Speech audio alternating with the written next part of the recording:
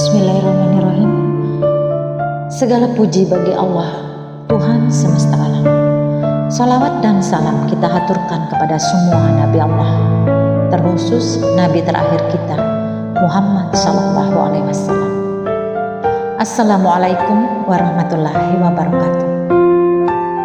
Hari ini hari ke-26 Muharram 1445 Hijriah, dan kita baca Quran Surat Al-Fatihah, Quran Surat Ar-Rahman, sampai dengan Quran Surat As-Saff. Dan topik kita hari ini adalah waspadalah. Kita sudah berada di momen kritis yang dikhawatirkan Rasulullah.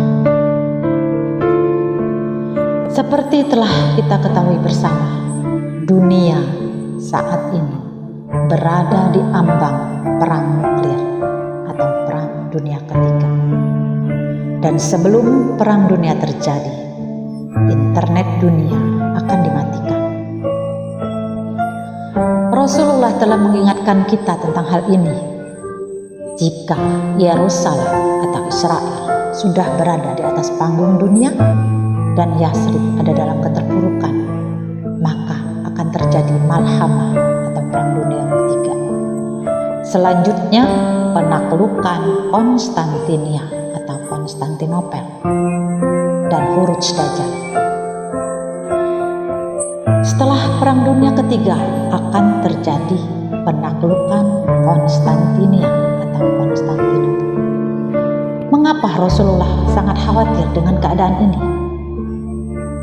Lihat Quran Surat Al-Maidah 51, di mana umat Islam dilarang bersekutu atau mengambil pemimpin Nasrani dan Yahudi, di mana mereka telah bersekutu untuk menjatuhkan nilai-nilai Islam.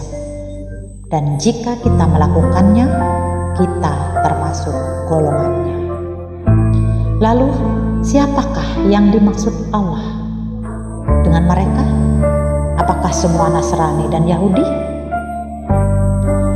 Dalam Quran Surat Al-Anbiya 96, Allah berfirman, tidak akan kembali bangsa Yahudi ke Palestina sebelum Ya'juj dan Ma'juj dilepaskan.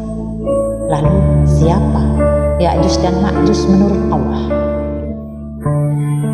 Lihat perjanjian Balfour saat pemerintah Inggris sebagai negara adidaya dunia yang menyatakan dukungannya atas gerakan Zionisme, yaitu gerakan pengembalian bangsa Yahudi ke Palestina. Sehingga sampai saat ini bangsa Yahudi yang telah diusir oleh Allah dari Palestina atau Yerusalem setelah peristiwa penyalipan, mereka berbondong-bondong kembali ke Palestina. Persekutuan Yahudi dan Nasrani inilah yang dinamakan Ya'juj dan Ma'juj oleh Allah.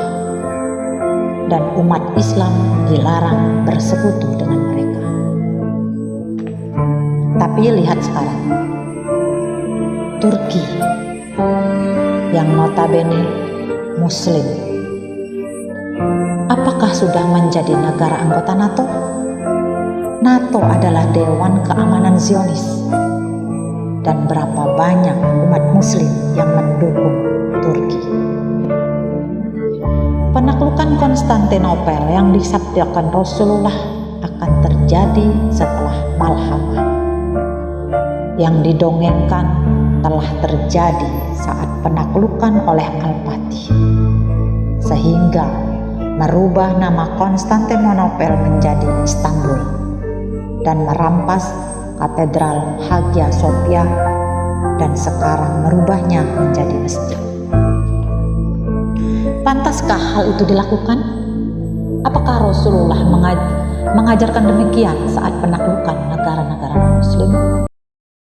Rasulullah dan para sahabat tetap membiarkan tempat-tempat ibadah yang digunakan sebagaimana mestinya, tidak merubahnya menjadi masjid. Karena Allah berfirman dalam Al-Quran, masjid, sinagog, gereja, dan tempat ibadah lain adalah harus dipelihara. Lalu apakah maksudnya merubah nama Konstantinopel menjadi Istanbul? Sedangkan Rasulullah menggunakan nama Konstantinopel atau Konstantinia, dan ini menjadi sunnah. Apakah penaklukan yang dilakukan Al-Fatih adalah perang yang adil, yang sesuai sunnah?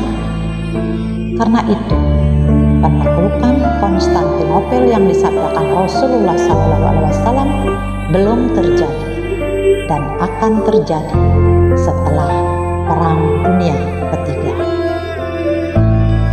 Dan inilah yang dikhawatirkan Rasulullah, akan terjadi banyak pembatalan keimanan secara besar-besaran dalam peristiwa ini. Zionis akan mendukung pemerintah Turki dalam upaya penaklukan ini, dan seluruh umat Islam yang selama ini sering mendengar dongeng Disneyland tentang penaklukan yang dilakukan Al-Fatih akan mendukung pemerintah Turki yang telah bergabung dengan Zionis. Disinilah yang difirmankan Allah dalam Quran surat Al-Maidah 51 akan terjadi jika ulama-ulama kita tidak benar-benar paham akan situasi politik dunia saat ini. Wallahu a'lam bishawab.